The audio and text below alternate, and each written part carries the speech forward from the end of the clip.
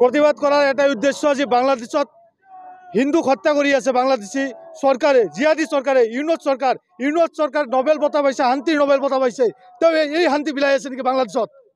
এই শান্তি বিলাই আছে জিহাদি ইউনুস সরকারে হিন্দুক হত্যা কৰি আছে বাংলাদেশত। আমি কেতিয়াও এইটো মানি নলওঁ, আমাৰ ৰাষ্ট্ৰীয় পৰ্যায়লৈ কেতিয়াও এইটো মানি নলয়। গতিকে বাংলাদেশৰ যিটো কৰি আছে সেইটো বন্ধ কৰিব লাগে, নহ'লে কিন্তু আমি ইয়াৰ বিহিত ব্যৱস্থা ল'ম।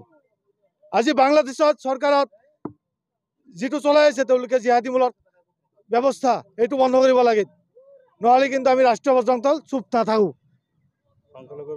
যিটো ইস্কন ধৰ্মক নিষেধ কৰাৰ যিটো পৰিকল্পনা বাংলাদেশৰ জিহাদীবোৰে কৰি আছে সেইটো বন্ধ কৰিব লাগে। আজি চিন্ময় কৃষ্ণ দাসক জেলত ভৰাই কেনে তাতে মাংস খুৱাই আছে, গো মাংস খুৱাই আছে।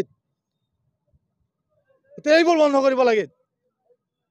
আজি নাৰী নিৰ্যাতন চলে আছে বাংলাদেশত, হিন্দু নাৰীক হত্যা কৰি আছে, ৰেপ কৰি আছে, ধৰ্ষণ কৰি আছে, ৰাস্তায় ঘাটত মাৰি কেনে পেলাই দি আছে।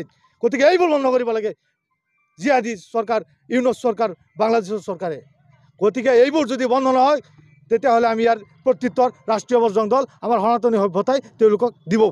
আৰু আমাৰ ভাৰত চৰকাৰ, আমাৰ হিন্দু বহুল যি ভাৰত চৰকাৰ, হিন্দুৰ ভোটত চৰকাৰ হৈছে, আৰু সেই চৰকাৰ এই ক্ষেত্ৰত নিমাত চুপ কিয়? এইটো খুবই লজ্জাজনক বিষয়। এই ক্ষেত্ৰত যি ভাৰত চৰকাৰে ভূমিকা নিভাই আছে এইটো খুবই লজ্জাজনক। বাংলাদেশত আমাৰ হিন্দুক হত্যা কৰি আছে আৰু বাংলাদেশ ভাৰত চৰকাৰ এই ক্ষেত্ৰত চুপ। এই নেকি তেওঁলোকৰ হিন্দুত্ব? এই নেকি ভাৰত চৰকাৰৰ হিন্দুত্ব?